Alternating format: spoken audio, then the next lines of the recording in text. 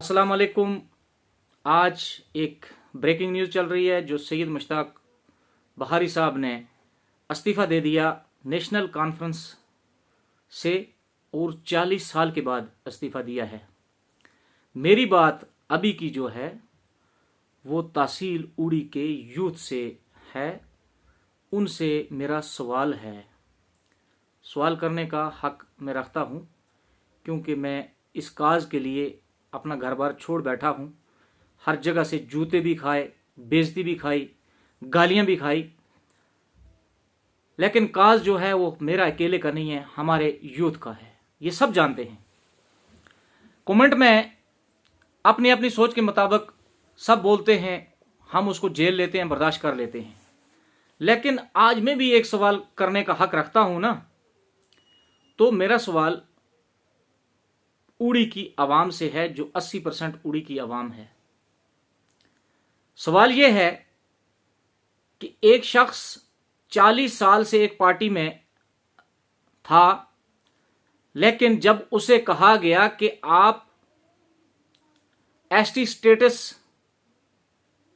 ना मांगो, इससे 2 कदम पीछे हट जाओ, और उन्होंने 1 मिनट भी नहीं लिया इस डिसीजन के लिए। उन्होंने कहा कि मैं एसटी स्टेटस की मांग को लेके आगे बढ़ सकता हूं, मैं पीछे नहीं हट सकता, तो आपकी पार्टी छोड़ देता हूं।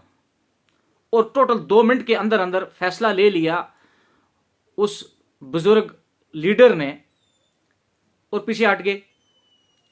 क्या उड़ी के वोट जो हमने दिए पिछले 30-40 साल, 70 साल लगभग, क्या हमने दरिया जल में डाले हैं वो वोट? क्या हमने किसी लीडर को नहीं दिए? क्या वो लीडर आज सामने नहीं आ सकते थे? क्या वो हमारी बात नहीं कर सकते थे? हमने वोट दे के कैबिनेट तक पहुंचाया, हमने वोट दे के मिनिस्ट्रियां नसीब की इनके। घूमने के लिए आए थे तो मिनिस्टर बना के भेजे। क्या ये हमारा हक नहीं है? क्या 80% पहाड़ी जो हैं वो 20% से कम वैल्यू है उनकी? क्यों नहीं पहाड़ी की बात आप लोग कर रहे? हमारी मेहरबानियां हैं, हमारे आबा व अजदाद की मेहरबानियां हैं तुम्हारे ऊपर। जो तुम्हारे कोठियां बंगले जो बने हुए हैं, ये हमारे वोटों की मेहरबानियां हैं। हमने आपको नाम दिए हैं, हमने आपको पहचान दी है, वरना आपको जानता कौन था? अगर हमने पहचान आपको दी थी, आज हमारा वक्त था आप सामने आके बोलते, अब हमारी बात करते। क्या आपको नहीं पता तहसील उड़ी के नौजवान पोर्टर में, कुलियों में जाने के लिए तरसते हैं? 6 महीने काम करते हैं और 6 महीने का इंतजार करते हैं। फिर अगले 6 महीने कहां से आएंगे? फिर कौन सिफारिश वाला होगा जो जाएगा? नहीं तो नहीं जा सकता। पढ़े लिखे नौजवान, क्या आप उनके लिए बात नहीं कर सकते? क्या उनके वोट की वैल्यू नहीं है आपके पास? या आपको पता है कि हमने चंद सामियां जो हैं वो सिलेक्ट करके रखी हैं? डिवाइड रूल आपका काम है। मैं खुल के बोल रहा हूं, मुझे कोई डर नहीं है। जान जो दी है उस परवरदिगार ने दी है, और जिस दिन वक्त बराबर होगा वो ले लेगा। लेकिन हक पे बात करके मरना जो है वो जहाद है, और मैं हक की बात करता हूं।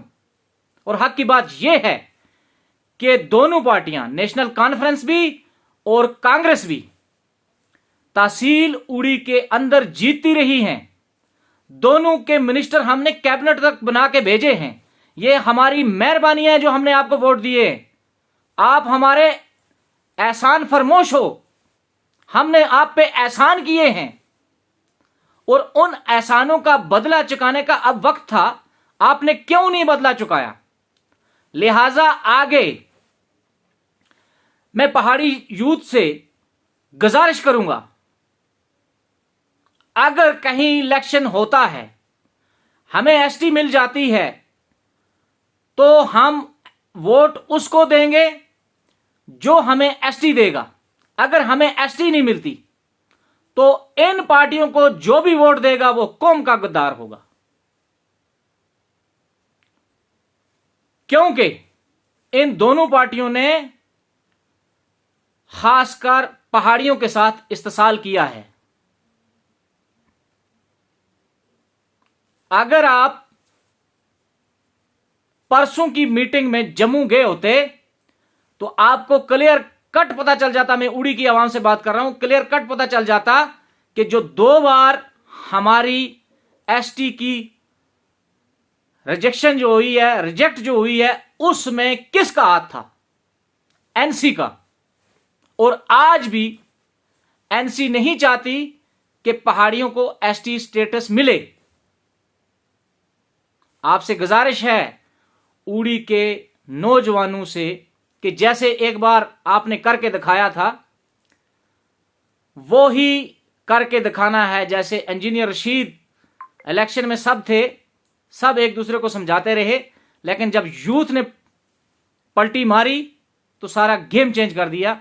और आगे भी आपने यही करना है।